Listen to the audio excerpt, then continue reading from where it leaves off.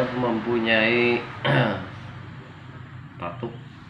batuknya batuk kering, sudah ada semingguan lebih saya mengalami batuk gatal di tenggorokan, tapi nggak sembuh-sembuh, diobati juga nggak sembuh.